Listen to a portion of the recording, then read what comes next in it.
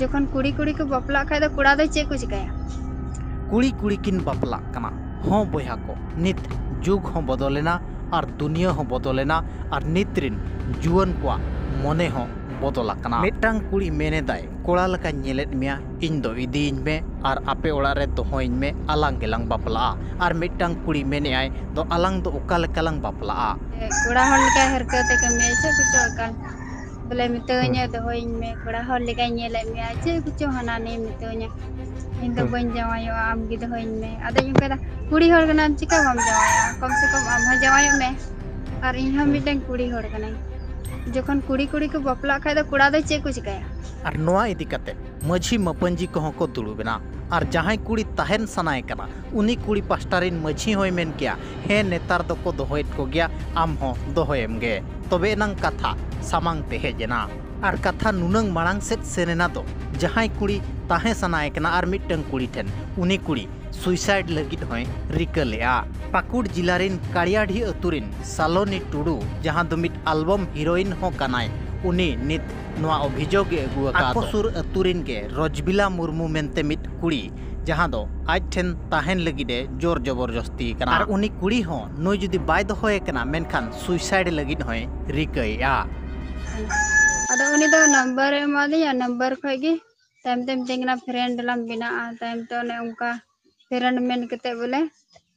बिना ने in by बुझे का थना इने हबी जे बोले इन फसा ने निका हंका टाइम तुम लव मैनेजर फसा दिन कना हंका निका उनका दो जहां की बांग कना थोर कुड़ी अच्छा कुड़ी चलो जखन को गाते बिन तैयार तापर ओकालका चलका हुईना टाइम ते एगाल मितोnya हजुक में चिका में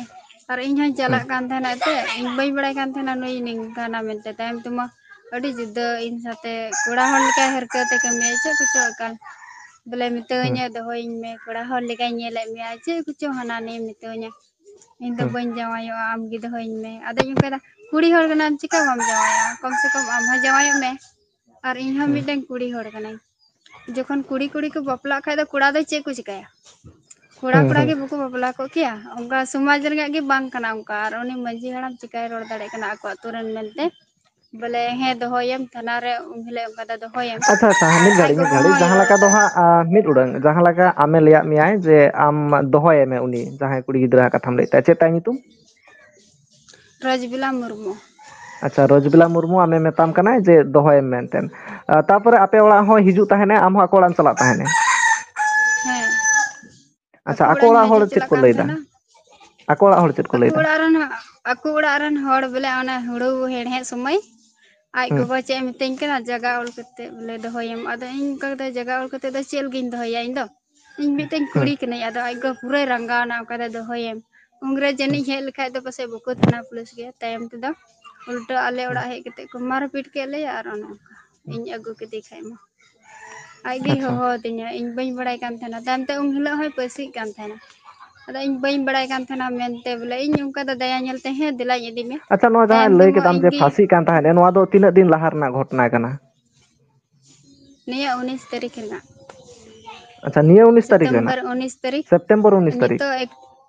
है बोले नितो मो अक्टूबर चला कना उन हिला बुधवार तहे कना इन बाइन बड़ाय कान था तम ते अगु किदि खाय मो अकुरन गुंडाल का को हेना अडी निंदा को हेना अच्छा और माने आयमा जखने डर कोड़ा फांसी हर कान को ताहेने ओना तायम माने अकोड़ा रे फांसी कान ताहेने बांग बुरु सेरे फसी कान थना और इन फोन ते हो दिन और इन चलाना अगु किदि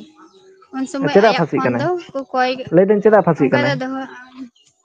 उन्हें उनका दा बाम दिन खाई फसी अन चिका आदा इन का दा चल गेम फसिया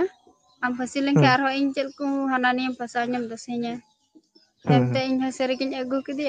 खाय म सेरे की फसा किदि आयमा ताले आदो ओड़ा तायम ते मागु नंदा केदिया पे पे ओड़ा ते